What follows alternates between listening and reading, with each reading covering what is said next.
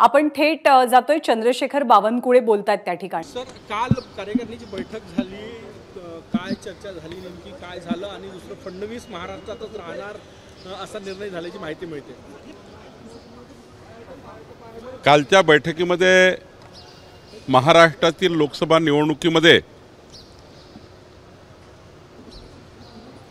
जे आम्ही 0.03% 0.30% म्हणजे अर्धा टक्क्यापेक्षाही कमी मताने मागे राहिलो, त्याची सर्वसाधारण कारणे काय आहेत त्याचं आम्ही विचारविनिमय आमच्या केंद्रीय नेतृत्वासोबत केला आणि जिथे आम्ही कमी पडलो आहे त्या ठिकाणी अधिकचं काम करून जे कमी मत आहे ते पुन्हा एकदा आम्हाला विधानसभा निवडणुकीत कमी पडू नये याकरता आम्ही त्यावर काम करतो आहे। राज्याचे आमचे सर्व नेते आणि आमचे सर्व कार्यकर्ते यावर काम करणार आहे। लवकरच महाराष्ट्रामध्ये मतदारांचे आभार धन्यवाद यात्रा या ठिकाणी संपूर्ण महाराष्ट्रात आम्ही करतो आहे आणि ज्या लोकांनी आम्हाला मतं दिले त्यांचेही धन्यवाद, नाही दिले त्यांचेही धन्यवाद व्यक्त करून या ठिकाणी मोदींच्या सरकारकडनं पुढचे 5 वर्ष या महाराष्ट्राच्या जनतेकरता, महाराष्ट्राच्या विकासाकरता काय काय करता येईल याच्याही योजना आम्ही तयार करतो आहे। शरद पवार म्हटले की मोदींनी माझ्यावर प्रत्येक सभेत टीका केली हे माझं भाग्य आहे। त्यांनी विधानसभेचं रणशिंग फुंकलं, शेतकऱ्याच्या मदतीनं आम्ही सत्ता बदल करू असं ते म्हटले। मोदीजींनी एखादा शब्द बोलले, तुम्ही तर मागच्या 1.5 वर्षापासून मोदीजींना काय काय बोलतायत जरा ही महाराष्ट्राच्या जनतेने नोंद घेतली आहे। थोडे यशाने हुरळून निघाले आहे, पण मोदीजींना कुठल्या कुठल्या शब्दामध्ये खालच्या भाषेमध्ये टीका केल्या याची जरा अभ्यास शरद पवार साहेबांनी महाविकास आघाडीचा केला पाहिजे। अत्यंत तुच्छ पद्धतीने, गलिच्छ पद्धतीने मोदीजीवर व्यक्तिगत रूपाने टीका टिप्पणी महाविकास आघाडीच्या नेत्यांनी केली आहे, तेव्हा शरद पवार साहेब त्याचं आकलन केलं पाहिजे। एखादा शब्द मोदीजींनी बोलला तर एवढी लागली आणि महाविकास आघाडीच्या नेत्यांनी मोदीजींना काय काय बोलले आहे जरा याचं आकलन पवार साहेबांनी केलं पाहिजे। विधानसभेच्या निवडणुकीमध्ये अजितदादांना सोबत घेणार का नाही असं बोललं कालगिरी। विधानमंडळाच्या सर्व सदस्यांनी, भारतीय जनता पार्टीच्या प्रदेशांनी देवेंद्रजींना सरकारमध्येच राहून भारतीय जनता पक्षाला, संघटनेला मदत करावी अशी विनंती आम्ही केली आहे आणि त्यांनी ती विनंती मान्य केली असं आम्ही समजतो। केंद्रीय नेतृत्वाने सुद्धा आमची विनंती मान्य केली असे आम्ही समजतो। मला वाटतं एक चांगला निर्णय या ठिकाणी होईल, कारण देवेंद्रजी सरकारमध्ये असणे म्हणजेच मोदींच्या सरकारच्या 5 वर्षाच्या पुढच्या योजना ज्या काही महाराष्ट्र विकासाच्या आहे त्या महाराष्ट्रात आणण्याकरता महायुतीचं सरकार काम करेल, त्यामध्ये देवेंद्रजी असणं आवश्यक आहे। विधानसभेच्या निवडणुकीमध्ये अजितदादा तुमच्या सोबत असेल याबाबत चर्चा झाली आहे का? अजितदादा सोबत असणार आहे का यावेळेस विधानसभेत? नाही, महायुतीच्या सर्वच नेत्याबद्दल या ठिकाणी मी असं म्हणेल की सर्वांनीच या ठिकाणी महायुतीमध्ये आपल्याला चांगलं काम करायचं आहे, महायुतीच्या माध्यमातून पुढे जायचं आहे आणि महायुती ही पुढे नेण्याकरता आपल्या सर्वांना काम करायचं आहे। दादा गटाकडनं सांगितलं जातं की दादाला टार्गेट केलं तर आम्ही विधानसभेत वेगळा विचार करू। नाही, कोणी म्हटलं आणि कशाला म्हटलं? आमच्याकडनं असं कोणी बोलतही नाही, आमच्याकडनं कोणी असं प्रयत्नही करत नाही। ज्यांनी हा प्रयत्न केला त्यांना लखला, पण आमच्याकडनं अशी कुठली भूमिका नाही।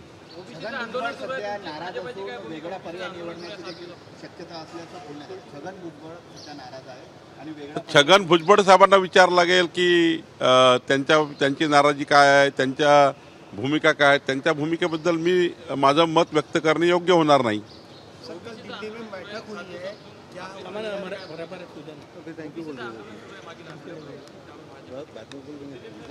नाही, मराठा समाजाला आरक्षण देताना ओबीसीवर अन्याय होणार नाही याची काळजी सरकारने घेतली पाहिजे, याबद्दलची भूमिका पहिल्यापासून आमची आहे.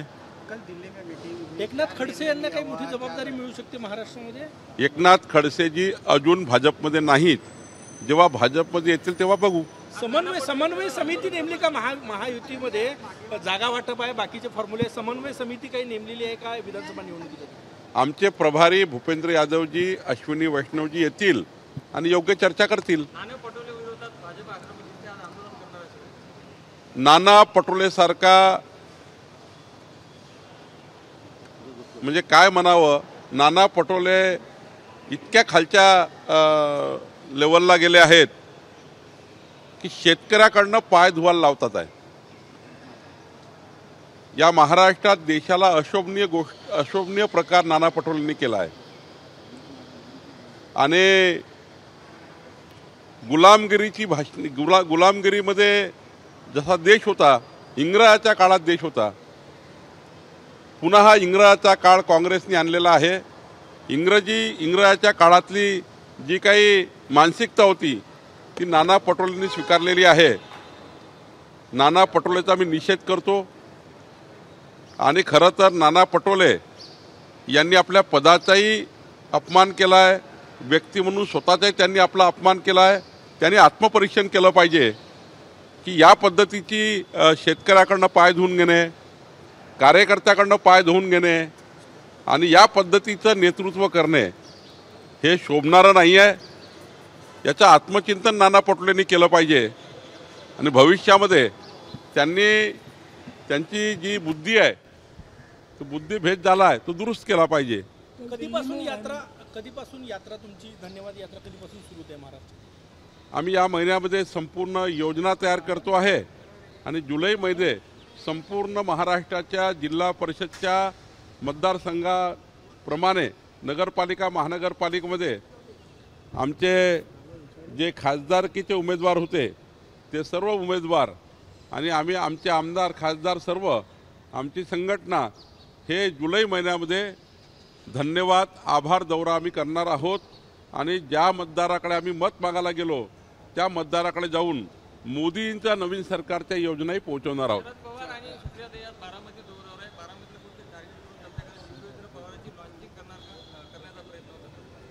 त्यांचं काय करायचं त्यांचा प्रश्न आहे, माझा काही तो प्रश्न नाही.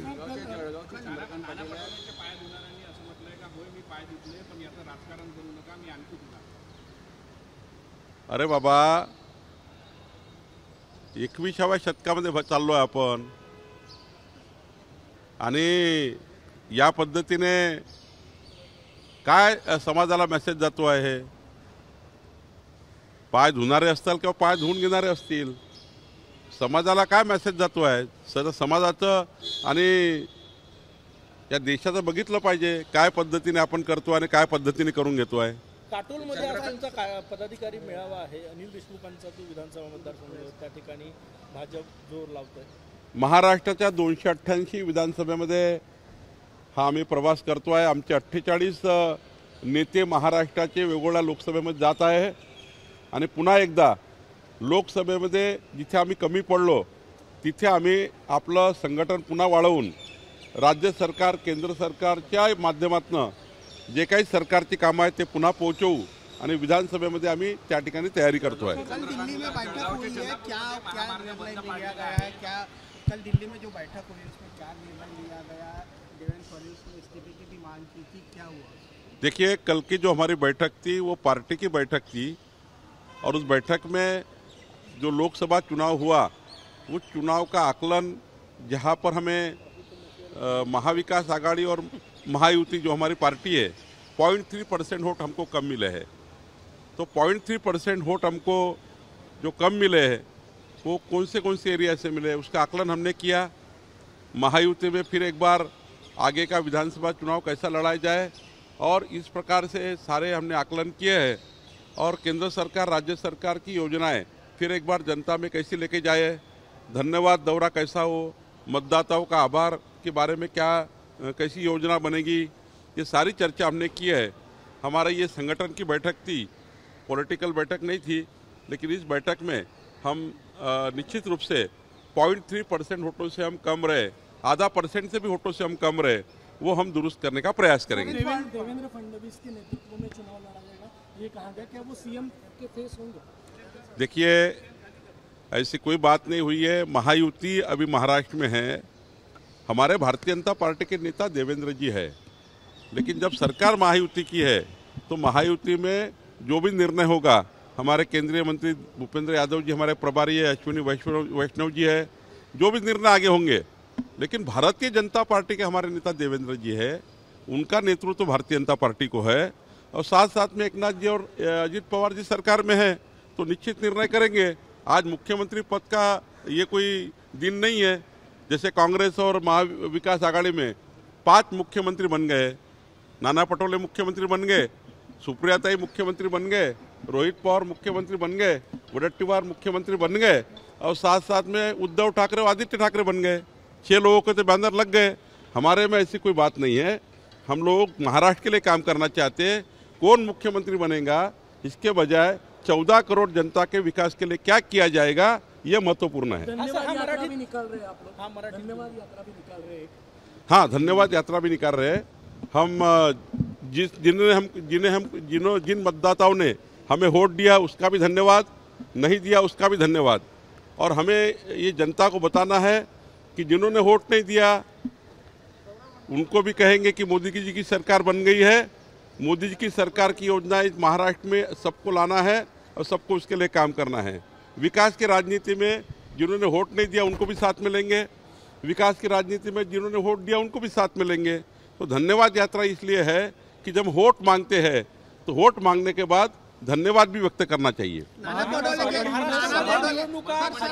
पटोले के पैर धोए गए, क्या कहोगे इसके ऊपर? मुख्यमंत्री पदासाठी मुख्यमंत्री महाराष्ट्रामध्ये महायुतीमध्ये महाराष्ट्रामध्ये एकनाथजी मुख्यमंत्री आहे, सरकार आहे, अजितदादा देवेंद्रजी आहे। महायुतीचे मुख्यमंत्री कोण असेल यावर कुठलीही चर्चा आज नाही, परंतु देवेंद्रजी महाराष्ट्राचे आमचे भाजपाचे नेते आहेत। भारतीय जनता पार्टीला देवेंद्रजीचे नेतृत्व आहे। आज काही मुख्यमंत्री पदाची चर्चा करण्याची गरज नाही आहे। आमचे केंद्रीय नेतृत्व असेल, आमचे प्रभारी असेल, भूपेंद्रजी आहेत, आमचे अश्विनी वैष्णवजी आहेत, आमचे महायुतीचे नेते आहेत एकनाथजी वगैरे, सर्व बसतील निर्णय करतील। महाराष्ट्रामध्ये मुख्यमंत्री कोण असण्यापेक्षा महाराष्ट्राच्या 14 कोटी जनतेच्या विकासाकरता काय केलं जाईल याकरता काम करण्याची गरज आहे। राहिला प्रश्न महाविकास आघाडीचा, महाविकास आघाडीमध्ये 5 मुख्यमंत्री 3 दिवसात तयार झाले आहे। त्यांचे बोर्ड लागतात आहे, काही आता वारीमध्ये बोर्ड लागलेले आहेत, पंढरपूरच्या वारीत बोर्ड लागलेले आहेत। नाना पटोले मुख्यमंत्री झाले आहेत, तिकडे वारीच्या बोर्ड लावून सुप्रियाताई मुख्यमंत्री आहेत, रोहित पवार मुख्यमंत्री झाले आहेत, तिकडे महाविकास आघाडीमध्ये उद्धव ठाकरे आणि आदित्य ठाकरेला स्वप्न पडतात आहे, आणि काही तर अजून मुख्यमंत्री झाले आहेत। त्यामुळे एक 10-12 मुख्यमंत्र्यांची यादी, त्यांना महाराष्ट्राच्या 14 कोटी जनतेचं काहीच नाही आहे। त्यांना विकास हा दिसत नाही। सकाळी झोपून उठल्यावर टीका करणे आणि झोपटपण टीका करणे एवढंच काम बाकी आहे। पण महायुती ही विकासाच्या कामावर मत मागणार आहे। महायुती विकासाचा अजेंडा तयार करणार आहे आणि महाविकास आघाडी हे खोटं बोलून मत मागणार आहे। जसं लोकसभेमध्ये महिलांना महाविकास आघाडीच्या नेत्यांनी आमचा खासदार निवडून द्या आणि खटाखट 8,500 रुपये महिन्याचे घ्या, खटाखट 8,500 रुपये घ्या, प्रत्येक महिन्याच्या 30 तारखेला महिलांना 8,500 रुपये राहुल गांधी देणार होते। आता कुठे आहे राहुल गांधी? आता कुठे गेले? जनतेला खोटं बोलून मत घेतले, महिलांचं मत खोटं बोलून घेतले आणि या पद्धतीने महाराष्ट्रामध्ये आणि देशामध्ये खोटा प्रचार केला। संविधान बदलणार आहे मोदीजी असा प्रचार केला, खोटा प्रचार केला। आदिवासीला सांगितलं तुमचे हक्क काढणार आहेत, आणि त्यामुळं अशा खोटारड्या लोकांना महाराष्ट्र माफ करणार नाही। जे लोकसभेमध्ये जनतेने कन्फ्यूज होऊन मतं दिले, आम्ही जनतेला कन्व्हिन्स करू आणि पुन्हा जनता महायुतीला मतदान करेल अशी मला विश्वास आहे। नाना पटोले के पैर धोए गए, एक फार्मर ने पैर धोआ गया, क्या कहोगे? बहुत निर्लज्ज घटना है। नाना पटोले ने उनका बुद्धिभेद हुआ है। अंग्रेज के कार्यकाल में ऐसे लोग रहते थे, जब अंग्रेज का ज़माना था और गुलामगिरी की भाषा थी। गुलामी का फिर एक बार नया चेहरा नाना पटोले है। इन्होंने फिर वो दिन लाने का प्रयास कर रहे हैं। कार्यकर्ताओं के हाथ से पाँव धो लेना, किसानों के हाथ से पाँव धोना, ये अच्छा नहीं है। ये व्यक्तिगत रूप से वो कितना वो उससे समाधानी मुझे नहीं मालूम, लेकिन सामाजिक तौर पर महाराष्ट्र की जो परंपरा है इसके तौर पर नाना पटोले जी ने किया हुआ कर्तृत्व गलत है। तर लवकरच भाजपकडनं आभार यात्रेला सुरुवात केली जाणार आहे। मतदारांचे आभार या यात्रेच्या माध्यमातून मानले जातील। तर देवेंद्र फडणवीसांनी सरकारमध्ये राहूनच काम करावं ही आमच्या सर्वांची इच्छा असल्याचं चंद्रशेखर बावनकुळेंनी सांगितलंय। एबीपी माझा, उघडा डोळे बघा नीट।